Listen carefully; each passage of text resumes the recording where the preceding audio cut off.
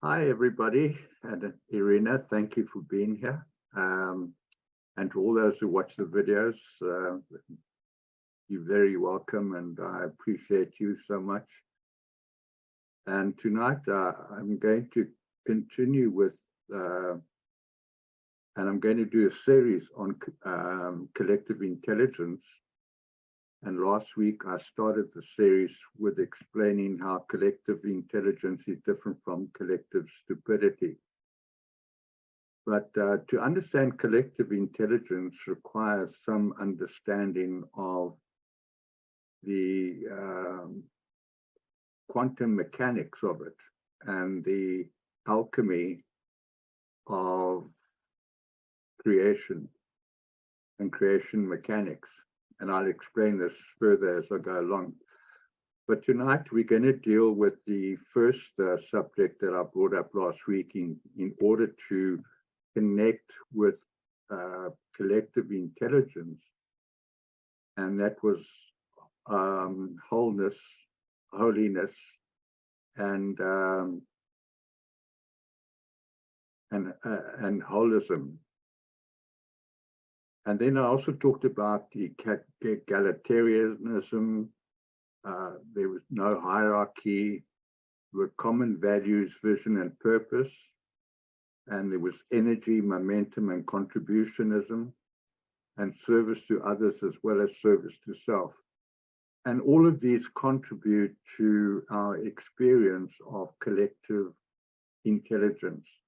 So they cannot be separated from each other. They're all required, as I will explain, into a collective whole. And tonight today I want to look at the subject of holism, because it's a very important principle to understand in understanding transformation and transmutation, and understanding collectivism and how a whole is greater than the sum of its parts, and how it does that, and the mechanics, the quantum mechanics that happens for that to happen. And to start this off, the ball rolling on this, let's say we're going to use the example of water. Now, water at the atomic level is H2O. So there's two atoms of hydrogen and one atom of oxygen, and that creates the alchemy of water. So these two parts, hydrogen and oxygen, get together and they create water. Now, what is the alchemy that happens there that changes hydrogen and oxygen into water? And it changes the very properties and nature of oxygen and hydrogen into something that is quite different from their properties.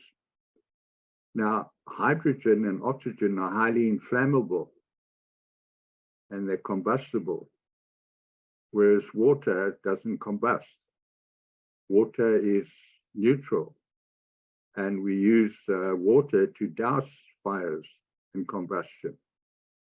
So how is it possible that you take two combustible atoms and two combustible gases, you combine them together, and they create water? What is the alchemical process that happens to create that? And that really goes to the heart of collectivism and collective intelligence. Now, most people would say, well, you just take two atoms of hydrogen and one atom of oxygen and you combine them and you've got water. But that's, if it was as simple as that, we would never have water shortages on this planet. But we have water shortages of this planet because there is something else that happens that that turns water and turns oxygen and hydrogen into water. And unfortunately, science here does understand it at some level, but they don't teach it. And so I'm teaching you how this actually works, because very few people understand on this planet how that actually works. And how it works is because it happens at the quantum level. And how does that happen? And what has that got to do with collective intelligence? Well, I'll explain that as we go along, but the two are very similar. How you combine oxygen and hydrogen, you get something quite different. And how we, through our collectivism, can create something which is quite different from the sum of the parts. Remember last week I mentioned that the holism is where the whole is greater than the sum of the parts. And in holism, this is how it works. Now, it doesn't work at the atomic level, because atoms and oxygen and hydrogen are far more than oxygen and hydrogen as we know it. Now, how it works is in the elemental table, which is a table of all the minerals, gases, and substances on the Earth that form the elements of our atomic structures that we know about. There's some that are missing on the elemental table, but I won't speak about that now. But there are certain minerals that are not equated or understood, so they're not included in the elemental table. But fundamentally, every mineral, gas, and substance on the elemental table has a unique vibration signature. And we call that unique vibration signature the resident resonance frequency. Now, what has that got to do with us? Well, we are vibrating and frequency beings, we energy beings, and we all have a unique energy signature. In other words, we all have a resonant signature, and everyone is unique. So if you take water and hydrogen at the quantum level, they can only combine when their frequencies are in co-resonance with each other. So the alchemy of this happens at the quantum level, not at the atomic level. Now that's a secret that is not going to be very welcome on this planet, because when people understand this, they'll stop playing around in laboratories and they will start creating energy frequency generators that they can combine frequencies at combine different elements at different frequencies and come up with something quite different. Well, at the frequency level, the quantum level, or the etheric level, which it's also called, you can combine frequencies at different frequencies and come out with a totally different frequency, and that is the frequency of water. And that's how alchemy actually works. It works at the quantum level, the resident resonance frequencies of two different substances that when they combine, they form something quite different from what they are known as or seen as and the properties they have as individual elements.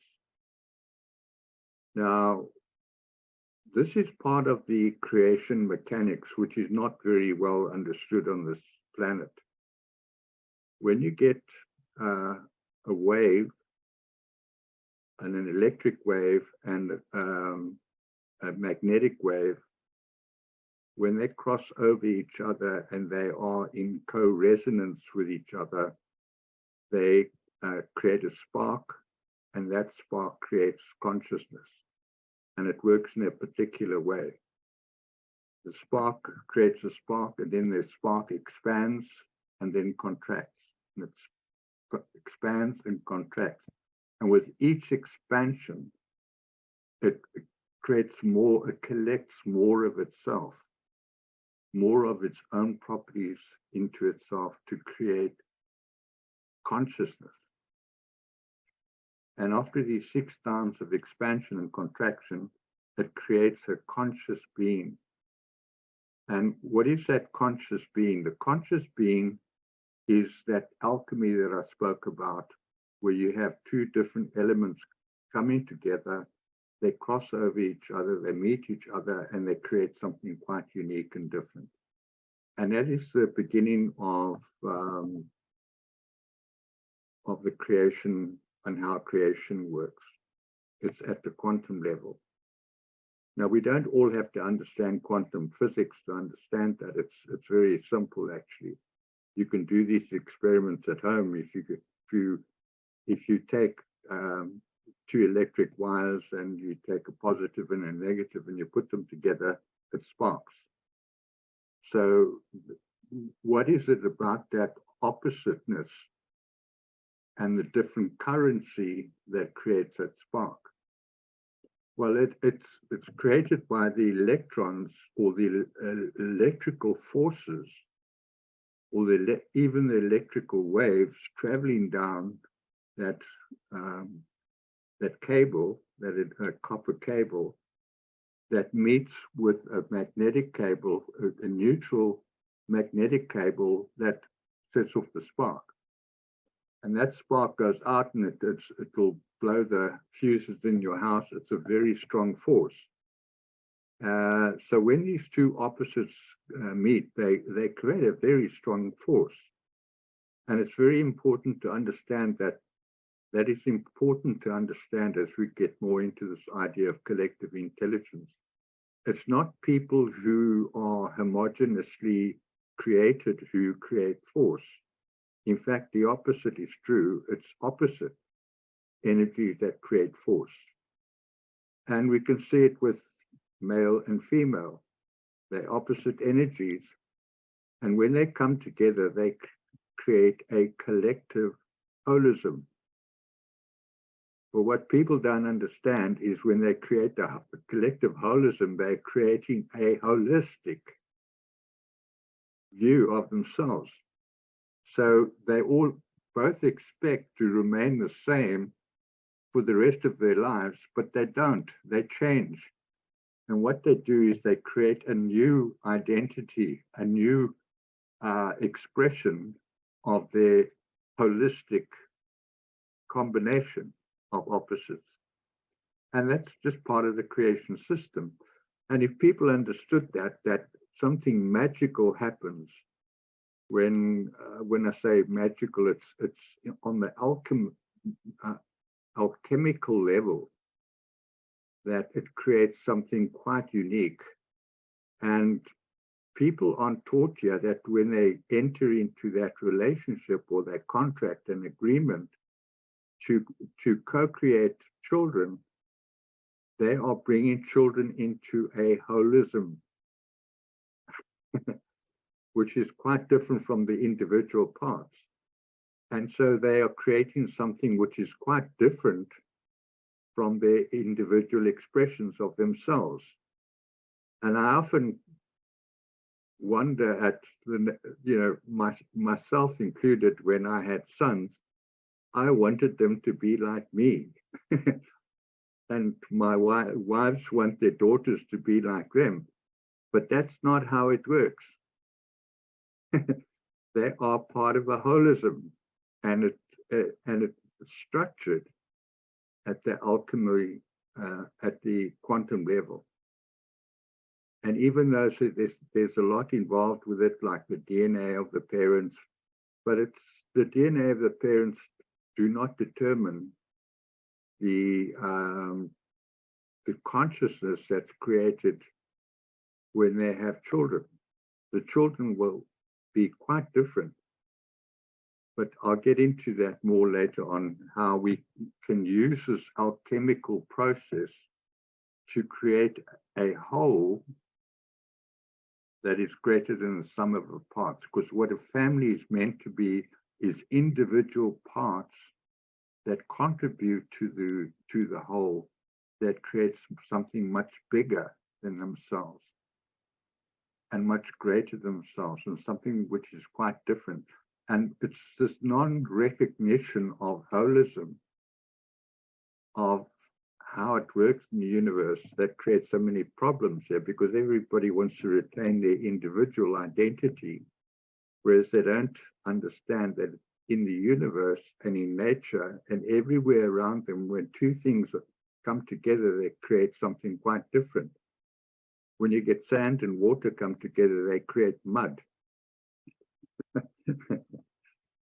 And it happens everywhere, but people are, they're unintelligent observers of what's going on. So holism is very, very important to understand in collective intelligence, because when you get a whole bunch of people coming together with the same values and standards, and they are co-resonant with each other, they create a wave of energy, a standing scalar wave that is much bigger than they are. Now, there's a principle in physics that when you have two waves, that they can either collide or be going in the same direction, when they are in co-resonance with each other, in other words, they have the same frequency and amplitude, and they are co-resonant with each other, they create a much bigger wave.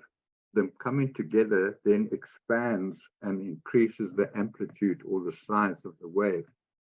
And that's what happens in the alchemical process. When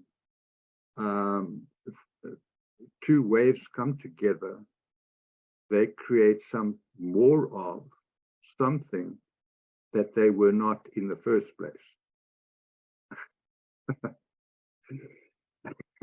And this is one of the mysteries of the universe, that people should understand, that we live in a more of universe. Everything gets repeated and it creates more of, it expands, it creates more of itself. We as humans and all the animals around us and all the vegetation around us, they are all in this business of creating more of. And we live in a universe of more of. There's more of what we think there is than what we can perceive. And I often laugh when people say we're running out of resources on this planet. We live in on a planet with limited resources. When I hear that, I want to laugh my head off, because this shows no understanding of the universe. The universe is a more of. If it wants to create more oil, it will create more oil. It's not humans who create the oil that they're digging out of the ground. The universe does, the earth does. And they do the earth. Now let me explain that the sun is a holism of the galaxy. The galaxy only exists because the sun is a participant in the galaxy. And that creates the holism of the galaxy. And the earth is a holism of the sun. And the sun only exists because the sun, the earth is part of the holism of the sun. And we living on earth are a holism of the earth. And it's a replical system where everything is replicated. It's just one system that replicates itself over and over. But the outcome is not deterministic. The outcome depends on the frequency of the elements that create whatever's being created. Okay, so one cannot determine the outcome of any situation because the universe is a genius. It's a genius system. And we tend to think in terms of limitation, or we experience ourselves in limitation, but the universe is unlimited. It just creates more of itself. It goes out and expands and expands and expands and expands and replicates itself over and over and over at the macro level as well as the quantum level. That the smallest state of anything has all the intelligence that exists in the entire universe. So we as humans have the same intelligence innately and in our energy field that the universe has. But we can't attain that state of consciousness of unlimitedness because we choose to think in limited ways. And I'm going to get more into that when we do the talk about vision, having a common vision. And so if we can create a vision which is unlimited, that expands and is part of the universal holism, the whole of the universe. It's a holism. It replicates itself.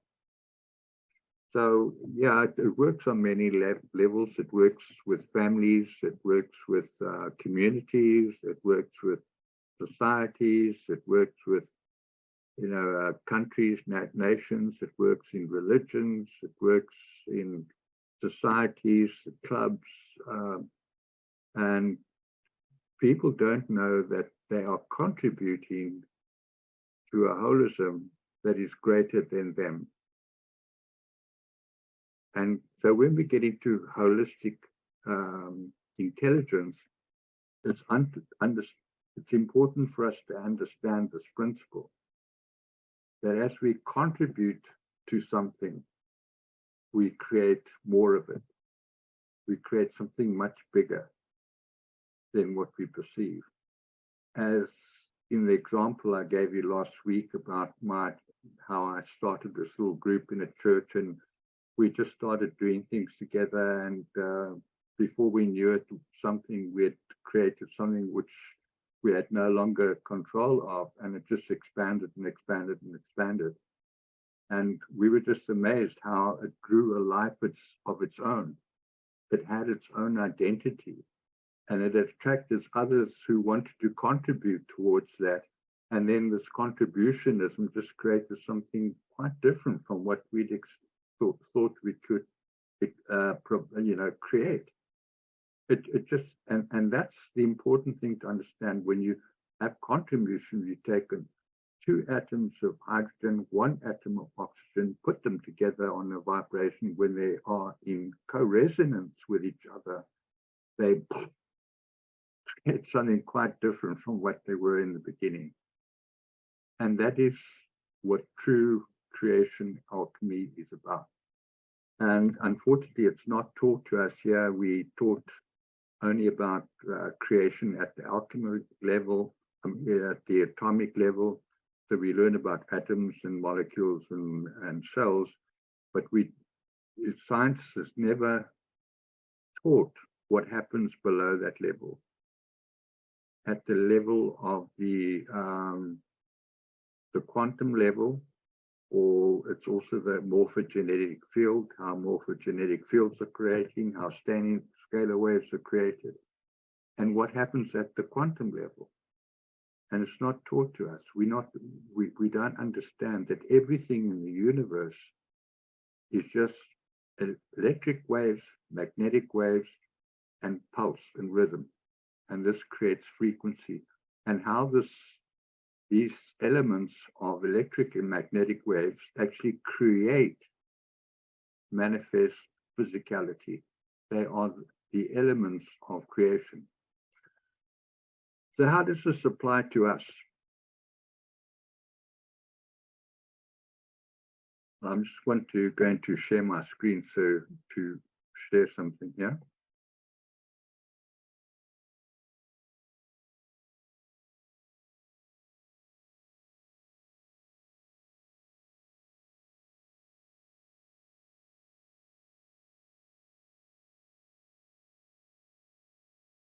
Now, what I've drawn here is what I call a moment in time, a vector.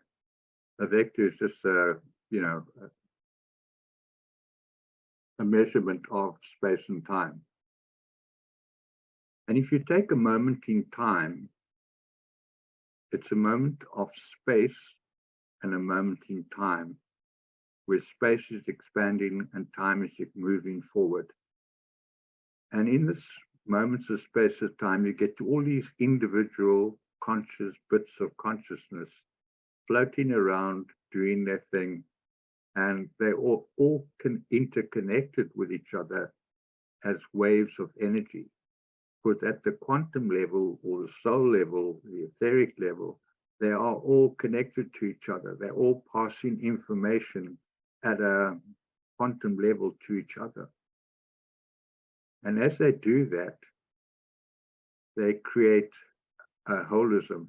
So they are traveling as a holism. Now, what happened during the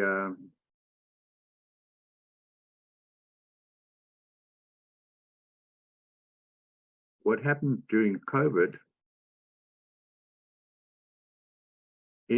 On the side, I've added this vector of values, and in values was injected an idea of fear. And fear is not just an emotion, it's an emotion of our value of fear. Now, people say, well, what am I talking about? And we have a value of fear. If you value fear above love, you have created a value. That is a value. And the sooner we face it, that fear is not just an emotion, it's a value that we attach, because the opposite of it, which is love, is also true. Now, what happened during COVID? You had all those beings in consciousness collectivizing themselves into this matrix of fear. And so they got into this downward spiral, self-defeating downward spiral, where they locked themselves up, they limited their own freedoms, they created more fear by telling their neighbors or expecting their neighbors to wear masks, and there was this enforcement of these rules, these lockdown rules on humanity. And what it did, it herded people into this collective of self-defeating consciousness. And a simple thing like that, when I say simple, it's not that really that simple, but that's what happened. People were herded into a consciousness of fear, and they reinforced that by expecting their neighbors, and the governments were imposing on that. So many people in different countries were experiencing enforcement from their law enforcement agencies. They were experiencing violence often, and they were experiencing fines and punishment. In China, they locked people up for 3 weeks, and they were not allowed to leave their homes, so they couldn't buy food, and many people starved or threw themselves to death out of the windows of their apartment buildings. And this collective energy of fear took over the consciousness of almost the entire planet. And we all witnessed that. We all saw it happening, and none of us kind of understood what was happening. But I understood what was happening because I understood how it worked. But that's what happened. You introduce this value of fear into a collective so that they all begin to herd like sheep. They all collect and and then they got herded into the corral of enslavement. And they were quite willing to give up their freedoms for this enslavement of a fear that was of unknown origin. It was more a perception of fear than a real fear. People were saying there's a virus in the air, you can breathe it in, get COVID and die. Well, well, the coronavirus was a very real thing, but it was not as dangerous as they proclaimed it to be. You stood more chance of dying in an aircraft accident than you did from COVID. The statistics simply didn't bear out. In April of 2020, I did a post on this, and I did some research on the statistics on COVID deaths. And even though many of those deaths were exaggerated and people were being paid, doctors were being paid to, well, not all doctors, but many doctors were being paid to issue certificates of death that included COVID. And so you had this around the planet, this exaggerated notion of COVID. And it was in all our newspapers, all the social media, it was on, on television, it was just all over the place, and people were locked down in fear. And I was really amazed that that could happen in such a short space of time. And I looked at people and I thought, what the hell is going on here?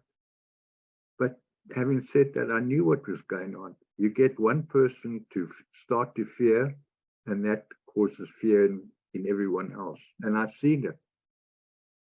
If you look at a crowd of people, if one person stands up with a horrified look on their face and they say, oh my God, look at that, you'll see everyone around them will start to look around and also be in fear. So we pass on that energy of fear in an chemical expression of the waves of energy.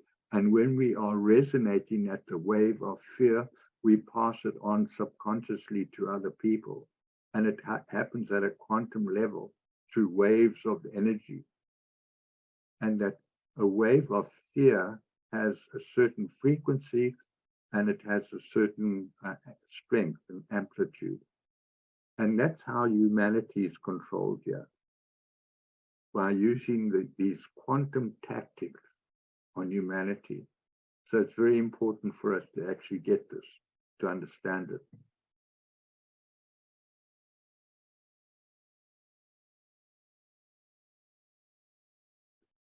Now, what happens when instead of fear, we move into a value of love, where everything is loved, where it's without fear or favor, and everybody and everyone is loved?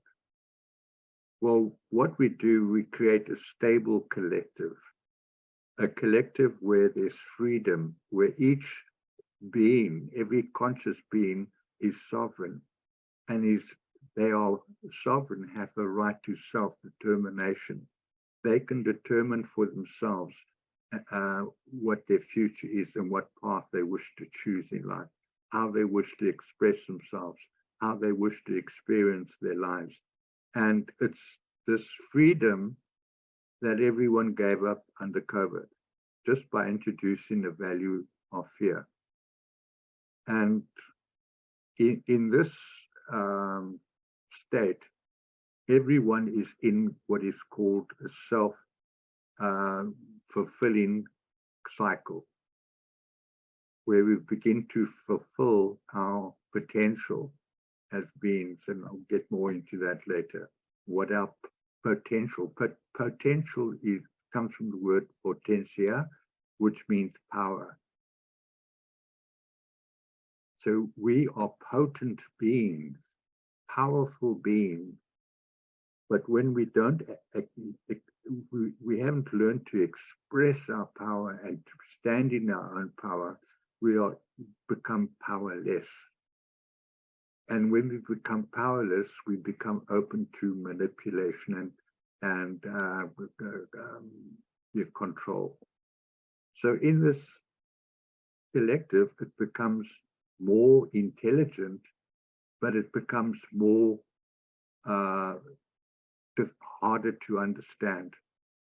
it's hard to understand that some people are expressing themselves in one way and other people expressing themselves in another way.